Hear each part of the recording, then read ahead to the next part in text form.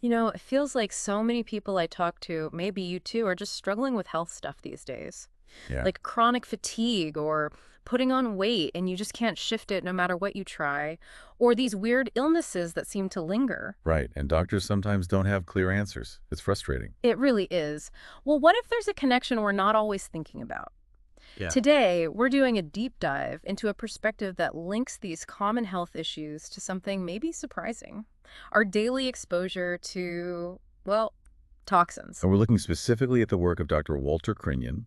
He wrote a book called Clean, Green, and Lean. Okay. He's a naturopathic physician, and he really specialized in environmental medicine, helping people with complex cases, often involving chemical exposures. Sounds like the right person to guide us through this then. So, our mission today is to pull out the key ideas from his work. How might these chemicals around us be affecting our energy, our weight? Mhm. And crucially, what does he suggest we can actually do about it? We want to help you understand his findings. And Dr. Crinion's path into this area wasn't straightforward. He started trying to help patients with things like food reactions, Okay. but he kept finding he had to dig deeper to find the real root cause. So it wasn't like he set out looking for toxins initially. Not directly, no. But following the trail of symptoms, especially in those really tough cases that others couldn't solve, often led him to environmental factors. Mm. He even called his practice the caboose on the train of health because people came to him last. Ah, right, after trying everything else. Exactly. But his philosophy is really interesting. He strongly believed that the patient's body does the healing. Oh, I like that. Yeah, he saw himself as more of an assistant, helping to figure out what's blocking that natural healing process. It makes his approach feel less daunting.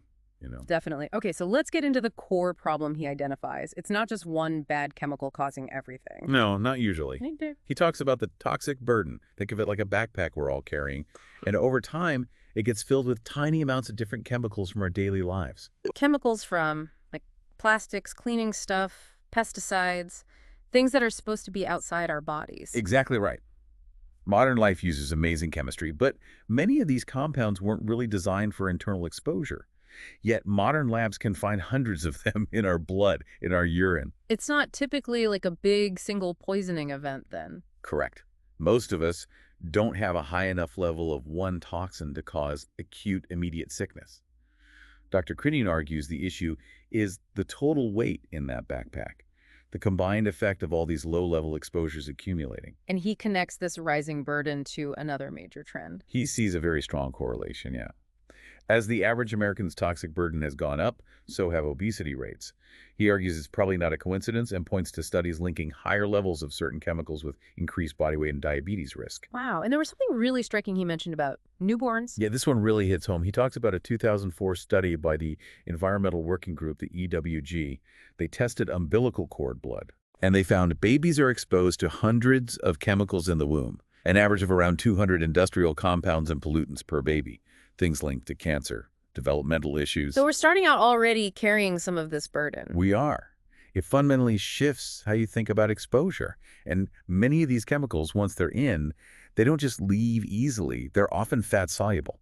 Meaning they store themselves in our fat cells. Exactly. They bioaccumulate, they build up in fat tissue over time, becoming more concentrated. Okay, so this burden is linked to weight and diabetes risk. How does it actually make us feel day to day? What's the mechanism he describes? His central idea is pretty stark. Toxins make us tired, and they make us fat. Tired and fat. Simple, but Uh. explains a lot potentially. How do they do that? How do they cause fatigue? A key mechanism is damage to our mitochondria. Those are the tiny power plants inside our cells. Right. Toxins can essentially, gum up the works. They make energy production less efficient. When that happens, your metabolism can slow down and you feel tired.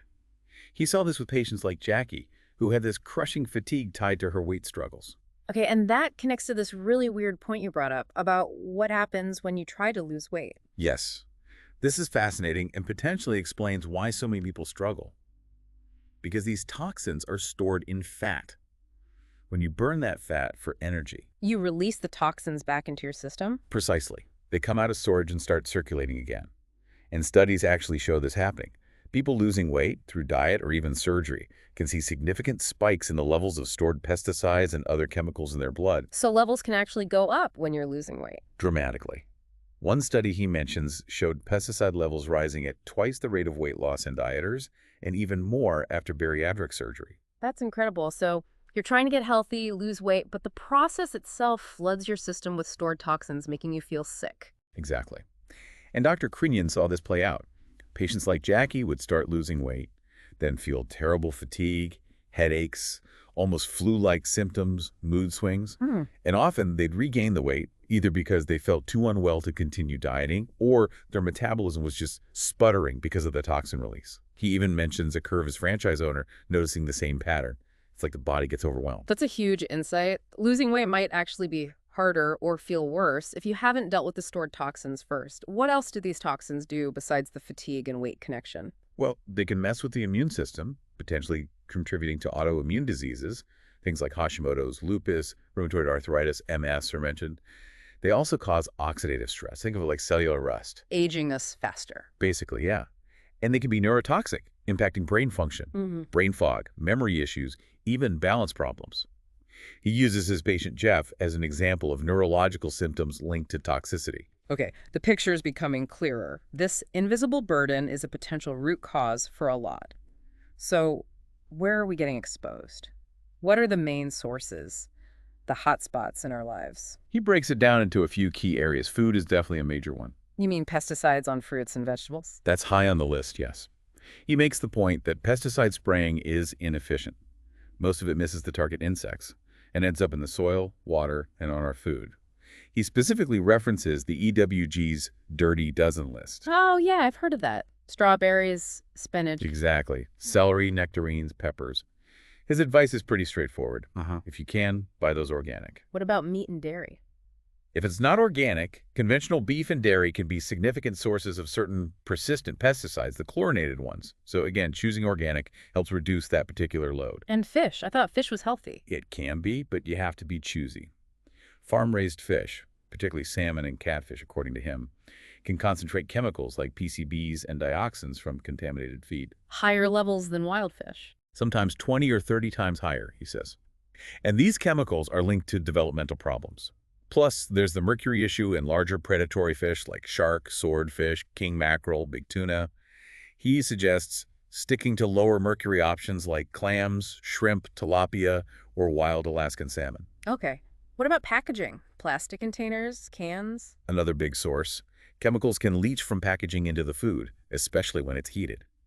He focuses on BPA, bisphenol A, which is common in hard plastics and the lining of many cans. Even microwave-safe plastic. Right. He points out microwave safe just means the plastic won't melt, not that chemicals won't leach out. Heating increases leaching.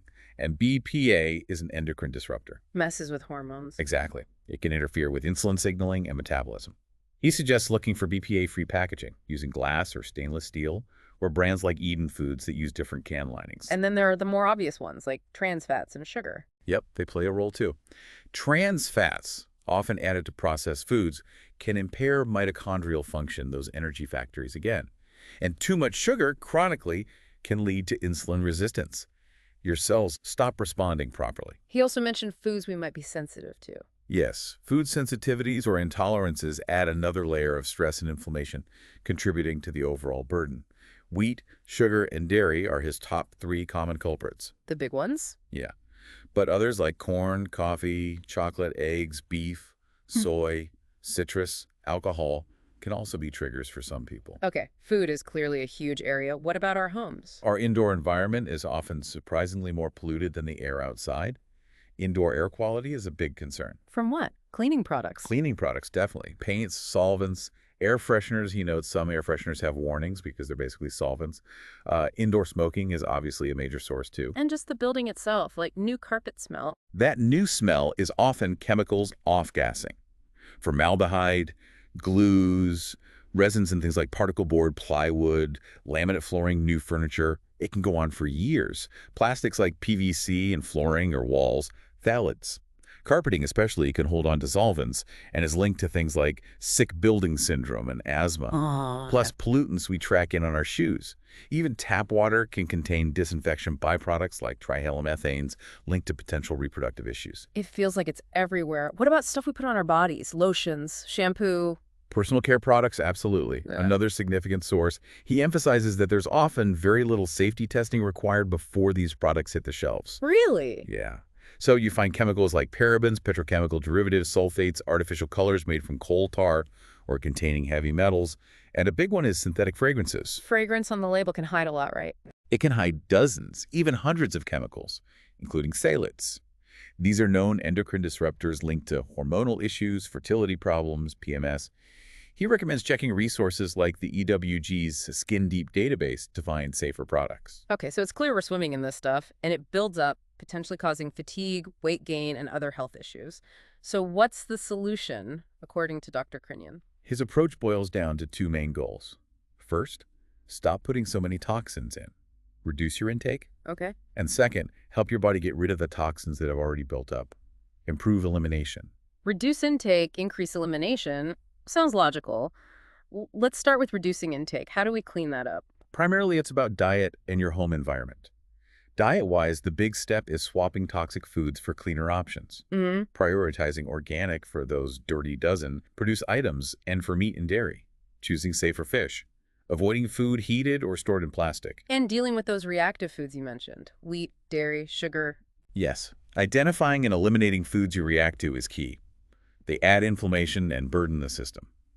He often found removing the top 3 wheat, sugar, and dairy was needed to see significant change, citing a patient named Ron. An elimination diet is the basic tool. Take out suspect foods for at least 5 days, see how you feel. Are there foods that actively help the body deal with toxins? Definitely. He highlights several. Berries are fantastic antioxidants. He specifically mentions blackberries for mitochondrial health. Green tea is another antioxidant powerhouse that also helps elimination pathways. Cruciferous vegetables, broccoli, cauliflower, kale, Brussels sprouts contain compounds that boost the liver's detox enzymes. Herbs like rosemary also support the liver, particularly with hormone balance. Dandelion helps liver cleansing and bile flow. Thanks, sir. Turmeric is another great liver supporter. Eating these regularly is like giving your detox system a helping hand. Makes sense. And tackling the home environment? It's about identifying those sources we talked about and removing or reducing them. Maybe getting your home checked for mold, filtering tap water, choosing low VOC paints if you renovate, perhaps replacing old toxic carpeting if feasible, switching to simple unscented cleaning products. Ditching the air freshener. Absolutely. Using HEPA and charcoal air purifiers can help clean the indoor air. Even some houseplants can filter air, according to NASA studies. And of course, making the switch away from plastic food containers, especially for hot food or storage. Glass, stainless steel, much better option. Okay, so step 1 is reduce the incoming load. Step 2 is getting the accumulated stuff out. How do we enhance elimination? The absolute foundation for getting toxins out is making sure your main exit route is working well. That means your bowels. Gotta be regular. Ideally, yes. He aims for 2 to 3 good bowel movements a day. If you're constipated, toxins the liver has processed and sent to the gut can just get reabsorbed. It's like a traffic jam. So how do you get things moving if they're sluggish? Increasing fiber is key from food and maybe supplements. Drinking plenty of water is essential. Magnesium can be really helpful. It draws water into the bowel and helps things move. He notes toxic people are often deficient in magnesium anyway. Probiotics also help strengthen the gut. Okay, so once the bowels are moving regularly, how do you specifically encourage toxins to leave? Certain types of fiber are really important here. Things like rice bran fiber or chlorophyll-rich foods like green vegetables. These act like binders in the gut. Binders. Yeah, they grab onto fat-soluble toxins that the liver has dumped into the bile, preventing them from being reabsorbed further down. They basically escort the toxins out in the stool. He also mentions colonic irrigations. That sounds intense. It is more intensive, and he acknowledges patient reluctance. But he found for some people, especially those very constipated or feeling really bogged down, it could provide rapid relief by flushing out the colon and reducing the circulating toxin load quickly. He mentions a patient, Victoria, who became a huge advocate after trying it. Other binding agents like chitosan are also mentioned. What about those lipase inhibitors you mentioned? How do they fit in? Okay, so lipase is the enzyme that helps you digest and absorb dietary fat. Lipase inhibitors found naturally in things like tea or certain herbs like horse chestnut or ginseng slow down that fat absorption. Why is that good for detox? Because many toxins are fat-soluble. If you absorb less fat from your meal, that unabsorbed fat moving through your gut can act like a magnet, pulling circulating fat-soluble toxins out of your system along with it. It's a gentler, slower way to enhance excretion compared to colonics. Interesting. And supporting the liver itself, that seems crucial. Absolutely essential. The liver does the heavy lifting of transforming toxins so they can be eliminated. It has these enzyme pathways, phase 1 and phase 2. You need the right nutrients, protein, fiber, antioxidants for these pathways to work well. Herbs like milk thistle are famous liver protectors. Silymarin, its active compound, is a potent antioxidant and helps liver cell regeneration. Licorice also supports liver enzymes.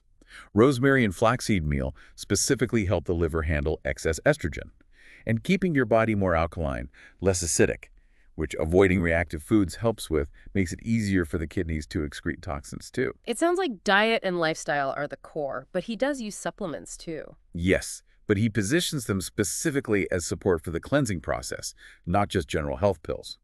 A good quality multivitamin mineral is a foundation, providing the basic building blocks. Any specific supplements he really emphasizes for detox? Vitamin C is a big one. It's a major antioxidant, directly helps toxin excretion, and is crucial for making glutathione your body's master detoxifier. He often recommended higher doses, especially for city dwellers or smokers. Whey protein powder is another key one because it provides the amino acids needed to build glutathione. Quality matters there. If you're not eating tons of greens, a chlorophyll or green drink supplement helps with cleansing.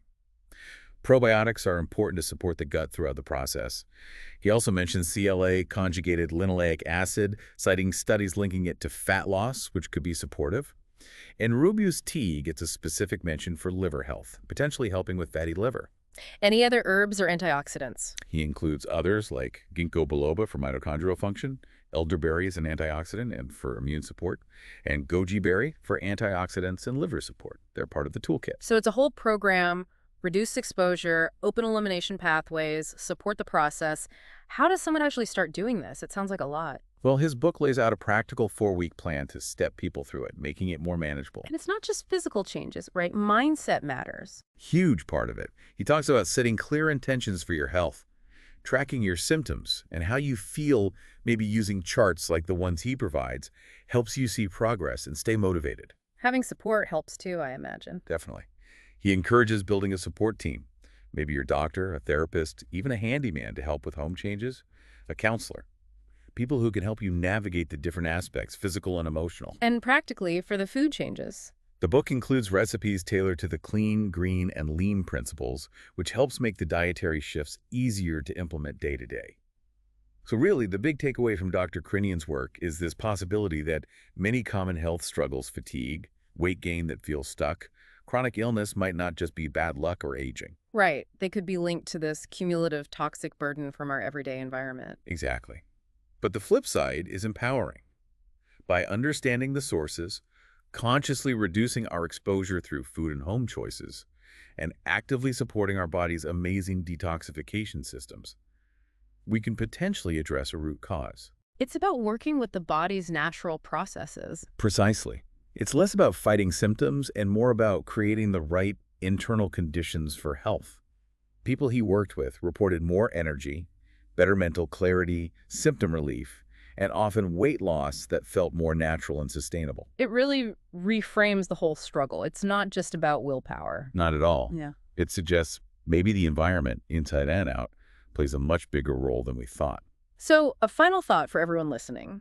If you felt like you're fighting a losing battle with your health or your weight, what if the opponent isn't just you, but something invisible you're being exposed to every day? What might change if you started to lighten that load?